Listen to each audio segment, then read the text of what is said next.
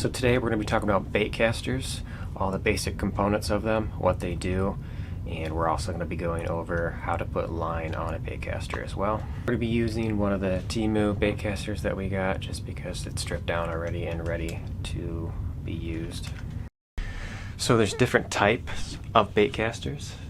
The main type, the one that you see here, is the low profile bait casters. Low profile right here. There's also the other type, which is the round bait casters, which are more for surf fishing or bigger test line, usually made of aluminum, graphite. So to start, we're going to be going over first all of the graphics that are going to be on your reel. First thing that you might see is the symbol right here. In this case it says 18 plus 1. That's 18 bearings plus 1 resistance bearing. I'm not going to go into all the complications of if more bearings are better. I think the overall stance is that quality of the bearings is all that matters, not how many that you have. Next you'll see on here is your line indicator. Tells you how much line will go on given the amount and the thickness. And then next, one symbol you'll see on here is your gear ratio, which tells you how many turns. 6.3 to 1, which means 1 turn of the reel will rotate this 6.3 times, like so. That's how many rotations this does. The higher the ratio, the quicker the line can be retrieved, and anything above 7 is considered to be a fast retrieve versus a slower retrieve. So this right here is the reel handle. This is the basic part of your reel that you turn in order to then turn the gears, which then retrieve your line. Next we have right here, which is the spool. The spool is housed here in the frame. It's open in the middle. As you rotate the reel handle, the spool rotates directly with it. This serves to retrieve the line and thus retrieve your lure. So next we have right here the clutch, or the spool release button. When you push down on this, that is what disengages the spool and the lock to let the line spin freely. So as you hold this down and let go as you're throwing, this is one of the harder parts that might take some time to get used to of using a bait caster, is getting that timing right. As soon as the lure does touch down in the water though, you'll move the reel forward. You'll move the handle forward and it will lock, engaging that so that you can then retrieve your lure. So as we all know, bait casters are known for backlash, but there's 2 components on bait casters that help to prevent the backlash. The first one being the spool tensioner knob, and I'll throw up here a quick video of how that works. So on our example of how to properly dial in your lure, every time you switch a lure you're going to need to do this. So I start by cranking this up so it's nice and tight, and then you're going to depress on this, and then you're going to start to back this up ever so slightly until the lure starts to fall, and then you're going to go back a little bit. And then when you try again,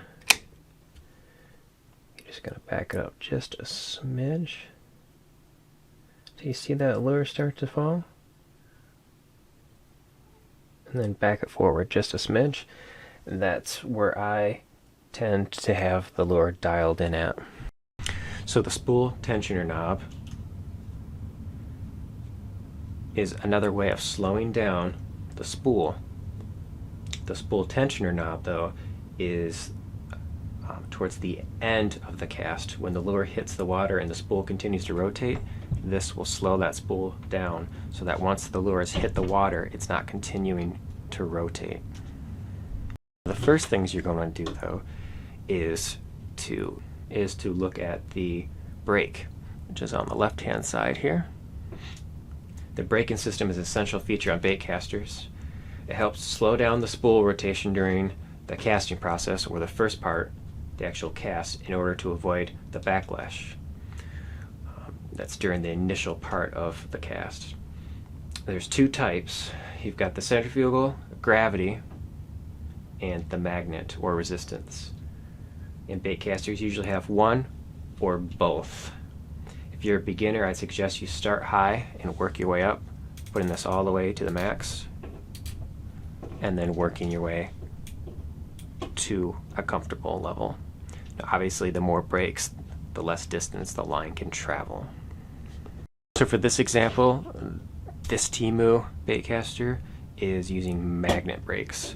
And if you look down here, you can see this little lever right here. And this lever will open this so we can see the magnets inside. Just rotate it like that. Carefully pull it out. And then you can see the magnets. Again, the more you increase, the closer these magnets are going to slow down with the resistance on the spool. And then as you decrease it, it'll decrease the resistance. It just pops right back on, and then you're good to go again. If you ever need to clean it or anything, that's how you do that. Now I'll also put an example of Gravity 1 up on the corner here. So magnetic brakes work on the principle that the closer the brakes are to the spool, the faster the spool will slow down within the cast, and by default, the further the magnets are from the spool, the freer the spool is to spin. And by contrast, a centrifugal brake is the control that allows the line to feed off the spool at the same rate of the speed of the cast. As the spool is spinning, gravity will make the centrifugal brakes extend from the center of the spool to run along the shelf inside the panel of the reel. And again, I'll put a picture up here. So right here, this star-shaped character right here, this is your drag, or on a baitcaster commonly called a star drag, for obvious reasons. This is how much tension can be placed on the line before it will automatically allow it to let the line out.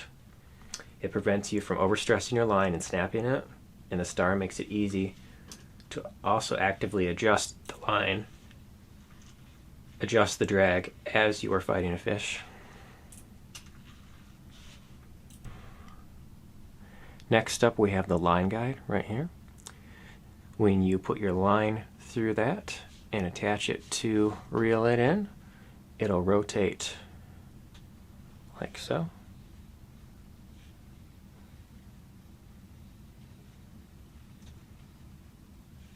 And what that does is keep that line evenly spooled. So one of the last things on here is the reel seat, or foot as some people might call it. And this is simply where you attach the reel to the actual pole. And I'll put a clip up here in the corner of that being done. As is the case with most baitcasters, the foot is recessed and gives it a slick and nested look. That's notably how people can tell it's a baitcaster almost right away. They sit on top of the rod versus under, like with the spinning reel. The only exception to this is the rounded baitcaster that I spoke about earlier, which tend to, while still sitting on top of the rod, they do sit quite a bit higher because of how large they are.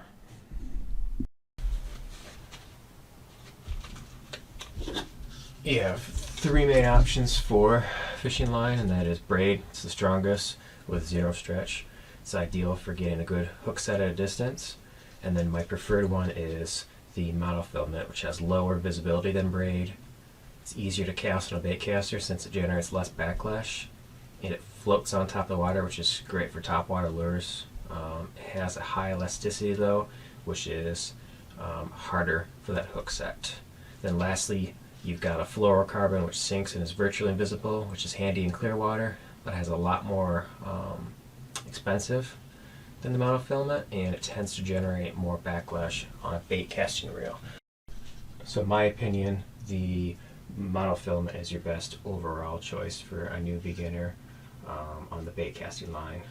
And that's what we're going to be putting on the line today using our Temu bait casters that we got from our previous video. We're going to take the line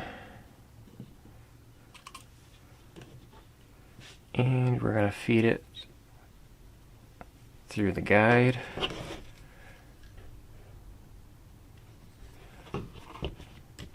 Pull it through. So one of the things with monofilament is that you won't need a backing. That is something to place on the spool so that it won't slip. With braid, you're going to need a backing, either of monofilament that you can tie off, or I've seen people use tape, whatever works for you. But with the monofilament, it tends to grip good, and you can just tie this off and it will stay just fine. Now you can see how I just fed it through one of the holes in the spool to get to loop around.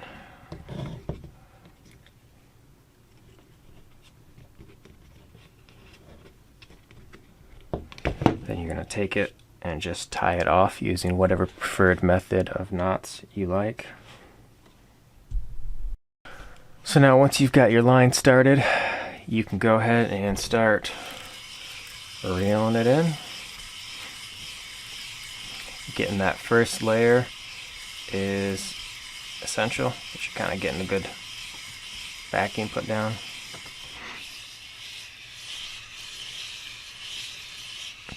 And as mentioned in the video earlier, this guide here moves back and forth. You can see it moving back and forth there.